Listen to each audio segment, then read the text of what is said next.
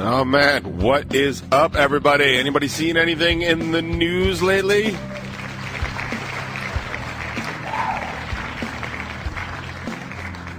If you've come here looking for a political take on what's happened over the past week, I'm going to say I'm going to suppress the urge to go full-on political on the box for a couple of weeks. Let's just say I've been asked to, and I have agreed, and I thought that was kind of a wise thing to agree to. So that's what I'm going to do. That does not mean I will not be speaking about stuff that is politically adjacent.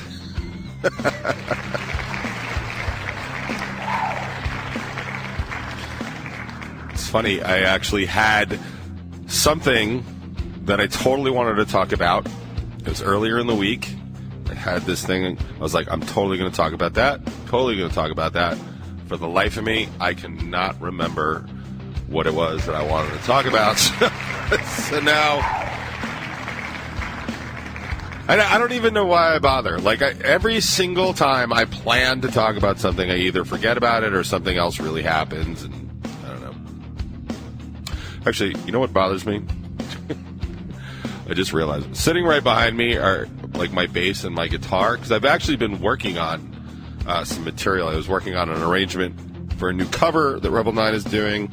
I was helping to work out a song for a friend of mine, and so I actually have my gear out. But one of the things that bothers me the absolute most when I watch like TV and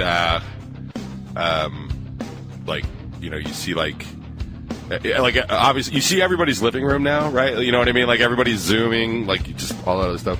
But the number, and maybe you haven't noticed it, and maybe it's just me, but, like, the number of people that have guitars in their background, like, for no actual reason, I guess, other than to say, hey, man, I play guitar. They're just so many of them. And it bothers me every time I see it. And I don't know anything about these people. Maybe they're in, like, you know, local area bands just like me, but probably not. You know, they just like to strum the guitar once in a while, and that's cool. But I always think, like, what douches they are for having guitars in their frame. But, like, here I am. Here's your head douche right here. Thank you, ladies and gentlemen. To be fair, it's not there because I'm a douche. It's there because I was honestly just too lazy to put it away. Although, in my defense, on the lazy, like I feel like there's two different kinds of lazy. Like, this beard that's happening right here, that's hella lazy. Like, I had hurricane practice yesterday. Believe me, they all decided to comment on the beard. And I want to point out and make it very clear that I am not growing a beard. What I am doing is not shaving. And I think the motivation behind that is very, very different. So, if anything, I am enjoying the fact that it covers a little bit of the fat on my face, like a good Photoshop edit. So maybe I'm just riding that out. But so that's really lazy. The beard is lazy. The guitarist is less lazy because I could put it away and ought to, but at any moment I could have like 5 or 10 minutes of inspiration and I just want to add something to the songs that I'm working on, and that's why it's out. Because true laziness is defined by the fact that I will not do something creative if I think it's going to take me an extra 2 minutes to get my guitar out of my guitar case, which is actually, you can't see it, but it's sitting open right here. So that 2 minutes is probably more like 4 seconds, and it's still just too much for me to handle.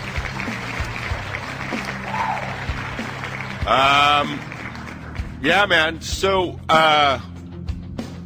so we're not going to really just, like, kind of get into the politics of, like, impeachment and trial and transition and all that other stuff. But like I said, I do have a politically adjacent thing, and it's something that really has been sticking with me for a little while. So just as a political background thing, not what's going on, not current events, it's a political background thing. Like, I have always been of the mind that you should vote the person and not party, and vote issue and not, you know, and not party loyalty. I think that party loyalty is stupid. Like, that's, like, my mom pulled that stuff, you know, like, would you jump off a bridge if, you know, Toby did it? And honestly, in 6th grade, if Toby jumped off a bridge, Toby's my best friend from 6th grade. If Toby jumped off a bridge, Absolutely, I jumped right off that bridge after him, and that's because I was 11. You know what I mean? Like, I was 11 years old, and that's how that worked. Like, you know, in fact, Toby probably jumped off several bridges. I mean, not like into a street, but like over into a thing. And I'm sure, you know, I jumped right after him because that's what we did. And I would not be surprised. I would not be surprised if Ed Hanlon jumped right over there too. Like, that's just what you did in 6th grade, 7th grade. I mean, Jesus Christ, man! If you weren't getting in trouble, were you even alive? I mean, oh man. But yeah, so I tend to not believe in just voting for party. And I'll give you an example. Like when Governor Pataki ran for governor of New York, one of his he's a Republican. One of his plans on his platform was that they were not going to do any more construction on state roads during the day. Now, as somebody that I didn't commute a lot, but I commuted enough that it like trying to get to a job or something or a job site was always a problem during the day because they would like, you know, swallow a lane or two on Northern State Parkway or Southern State or the Expressway, and like if you're trying to squeeze 40,000 cars through something between 9 and 11 in the morning, like that adds time. So that was actually a big of enough deal that it made it onto a major political party platform for governor of New York. Now, I voted for Pataki. He had other things that I was cool with. He was also very left as far as like women's rights and stuff like that. And I don't even remember what else was going on back then. I'm so old at this point. Like he might have been like anti-slavery. I'm not even sure how long ago it was, but like I voted for a Republican because I didn't care. It wasn't about him being Republican. It checked off my boxes, right? Like I've been very clear about where I am. Very socially liberal. I tend to be fiscally conservative. Like I could not be defined to be more in the middle politically, like classically. These days, all bets are off. But like it checked my boxes. Like, cool, he's this. This other dude has 3 check boxes, but this dude has 5 check boxes. That's my guy, right? And I feel like that's how people should vote. And I don't want to just say, like, my way is the best way, but, like, if you're voting issues that are important to you, like, it seems like that's kind of important. So my point is, like, I vote, you know, person, not party. I vote issues over party. And I think that that's important. And I think what that allows you to do is really look at things objectively sometimes. Now, here's where it's going to get political and current events, and I'm not making any sort of a judgment about the D.C. riots or insurrection or impeachment or any of that stuff. You're all very mature listeners. If you're listening to The Box, I assume you're obviously smarter than the average person. Give yourself a round of applause, absolutely. Oh, I like the chat is doing not geography. What's that word? Algebra. So if Sally has 5 check boxes, yeah, and Timmy has 2. Right, exactly. Then Sally's your man. That's what I'm saying. So yeah, I'm sure you're all like well-versed listeners and all that other stuff. You can make your own decision. We can talk, you know, come February and stuff like that if you want. And I feel like those fights, political fights, really belong in the anus of the cesspool that is social media, and that's where I'll continue to have them. So, but here is the current event I want to speak about. Now, keep in mind what I said about issues over party, person over party. Does anybody know who Liz Cheney is? That's Liz Cheney. If the name sounds familiar, it's because she's the eldest daughter of former Vice President Dick Cheney. And if anybody was ever more aptly named than that, I couldn't tell you who it was. But Liz Cheney, she's a U.S. representative from Wyoming, right? So naturally a Republican. She is also the third in charge or third in line on the Republican line, right? You have McCarthy, who is just... If I was talking politics, it'd be about McCarthy, but I'm not. So she's third in line in the Republican leadership or whatever. And this is where I will talk about current events. So I'm just going to read you real quick who she is because I think it's important.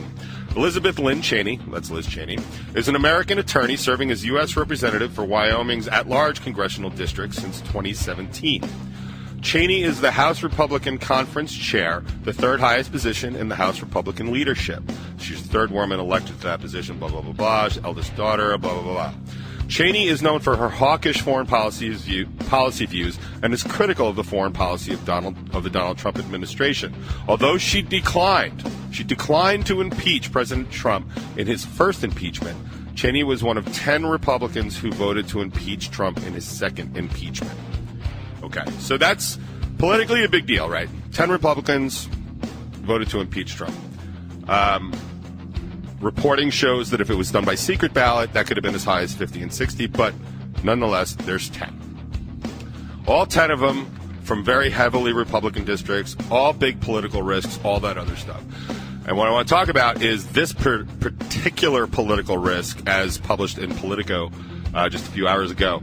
And it just says flat out,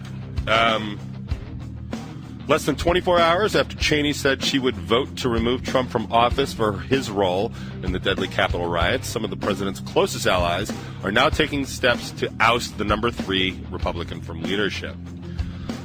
And so basically Jim Jordan from Ohio, who is a co-founder of the Arch Conservative Caucus, which, man, you hear that, you ought to run,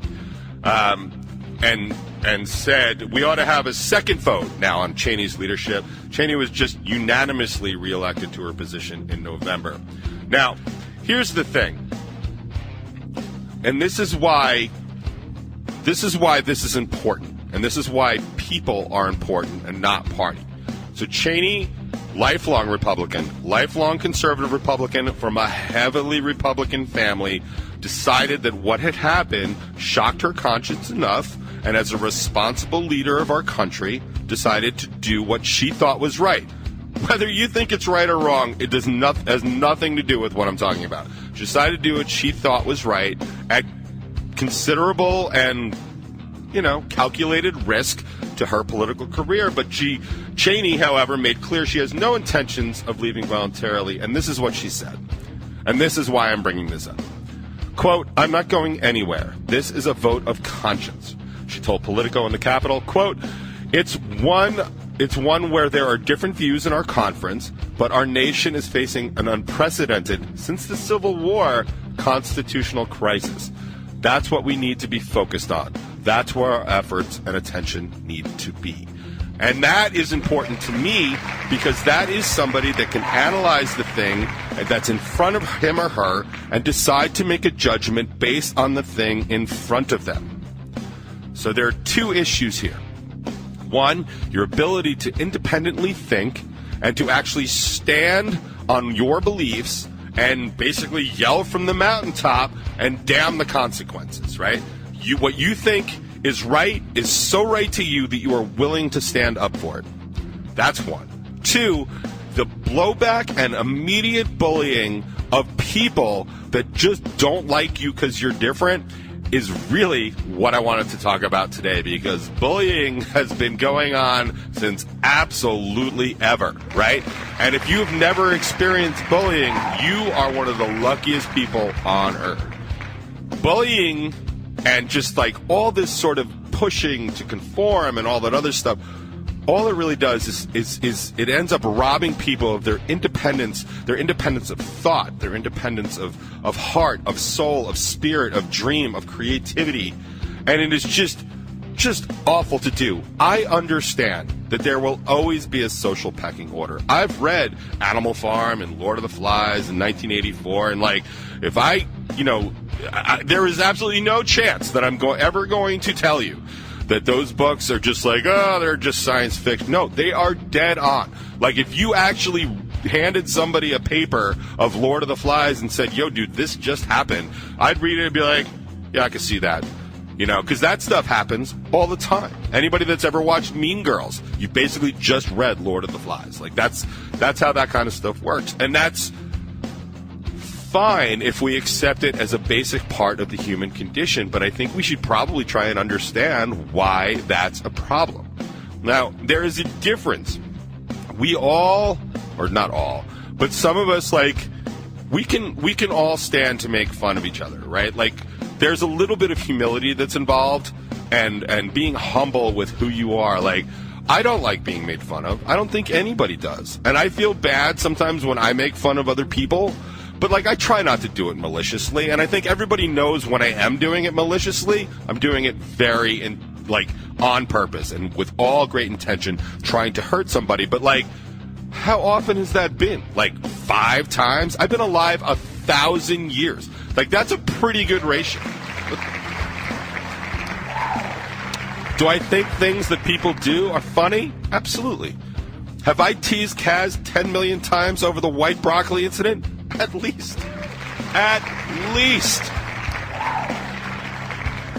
One of my favorite Frank stories from Craving Strange, one of my favorite Frank stories. It actually involves Artie, too, of all people, last year on Broadway. I will never forget. It's one of my favorite things that has ever happened. That I've witnessed on this earth, and I've seen a lot. Like, we were standing at 89 North, and Craving Strange was playing. I know, 89 North was odd. 89 North. I was all the way on the right side. Artie was almost all the way to the left side.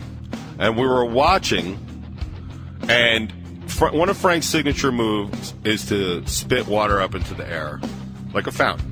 Like, I'm not judging it at all. I'm saying that that's what he does.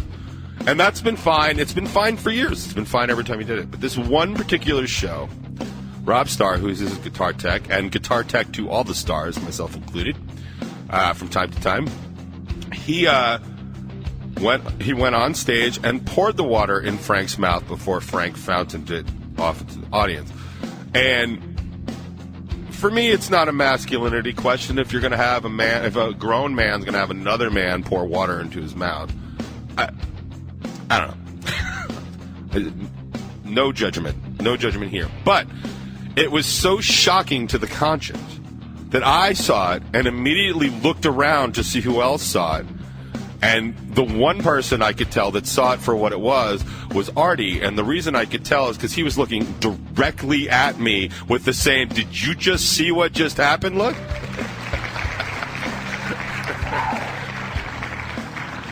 And then we both proceeded to make fun of Frank for a long time, but we weren't bullying Frank. It was something that had happened. It was something that was funny. It was something in the general welfare that we all enjoyed. Like I said, I don't like being made fun of either. Andy Sexton, famously from Learning with Andy segment here. Here, let me give you yeah, that's my guy. Back in the day, used to do this thing with me that would just drive me crazy. He would find, the worst picture of me ever taken, whatever weekend of shows it was. No matter, it could have been 100 good pictures. Actually, that's a little high. I have never had 100 good pictures taken of me. There could be 3 good pictures of me from a weekend and 100, really bad ones. But of those 103, the 104th picture would be the absolute worst picture of me ever taken, at least that weekend. It was usually somewhere between Fat Bastard and Jabba the Hutt, and I was always I can't even do it intentionally. I don't know how he got it, but it was when lizards stretch out their neck skin, it would always be that picture. And not only would Andy post it and tag me in it, but then he'd do that close-up thing, so you keep getting closer and closer. And at some point, it's just man, I mean, I realize that, there's angles and there's lighting, but at some point, you're really just the toad in that picture, and you have to accept. And I adore Andy, and I know he wouldn't bully me because I know it's all, poking fun and love, but obviously no one likes being made fun of. Unless it's funny, and then sometimes it is. Kaz, just to circle back to an example, we used to make fun of, his kicks and stuff, when he would, kick on stage, because it started out as, not really mocking, because it wasn't malicious. It was more this is what Kaz does, and that dude has now embraced it, and it's kind of like a signature move. People get mad when he doesn't do it. People like Kaz kicking so much that people like when other people do it in Kaz form. That's to me, that's quite the accomplishment. It just, yeah, man, I don't know. So anyway, I was talking about bullying. And, I went to school. I was absolutely bullied when I was in elementary school. Absolutely. Physically, fights, often. I was fat. I was poor. I was dirt poor. I had divorced parents. I was one of the first kids in our school to have divorced parents. So I was kind of a pariah. I was definitely like, that loser kid. And, it was definitely something that I had to pull myself out of. But to be perfectly honest, there was not much I did. Like, I grew up. I got bigger. Like, by the time I got out of high school, I was 6 feet tall and 180, 190 pounds. I also landscaped 6 days a week, so I was pretty built. I was definitely a small brick building, and people did not screw with me physically because it was a risk to do so. Plus, if you think I just woke up one day in my 20s and was this obnoxious and this, quick to be insulting, you'd be terribly mistaken. This is a God-given gift, and I've had it forever. So me berating you in 11th grade was pretty much like me berating you now. So people just didn't, But I do know lots of people that were bullied throughout high school. And as I've gotten older and met other adults, it turns out that most adults that I like and congregate with definitely suffered some of that in school. And it makes me think that, like, pretty much everybody did. It's a common thing. And what I don't understand is why everybody doesn't take that learned experience, that learned shared experience, and knock it off. Like, you know what I mean? Like, stop picking on people because they're different than you, because they have different ideas. Like, maybe you should listen to them once in a while. And that's what usually gets me in the most trouble in social media. I have been called a snowflake and Antifa and all that other stuff so much over the past couple of weeks. It is just funny. The one thing that was, like, just really humoring me, really humorous to me about is my friend Dave had actually commented or messaged me or something saying that, like, yeah, I definitely have the black hoodie, so I could probably be Antifa, but, like, I'm at least 2 times the size of your average Antifa. And I had to honestly be like, yeah, I haven't seen you in a while. It's really closer to like 2.5 times the size of your average Antifa. So I'm like 2.5 Antifas. I think that's metric. And I'm not vegan. I'm a little organic, but my point is, just because I say something different from what you believe and am something different from what you want to be doesn't make me wrong. It also doesn't make me a target of your bullying. I got called a keyboard tough guy the other day. And I was like, yeah, man, I'll and in person, at keyboard, by phone, like, however you want to do it. Like, what I am saying is stuff that I truly believe in. And if you're going to give me a hard time for that, like, who's the wrong one here?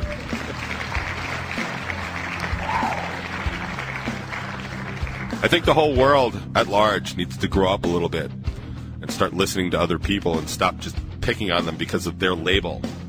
Like, yep, I voted Democrat this time. Is Joe Biden my guy? No, he wasn't. But was President Trump my guy? Nope.